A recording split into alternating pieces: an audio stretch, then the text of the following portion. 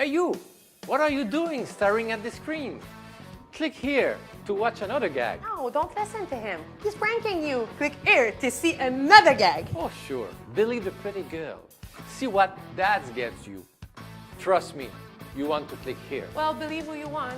But if you can decide, at least click the subscribe button just right there. You know, MP for once, I actually agree with you. Oh yeah, go on, click the subscribe button.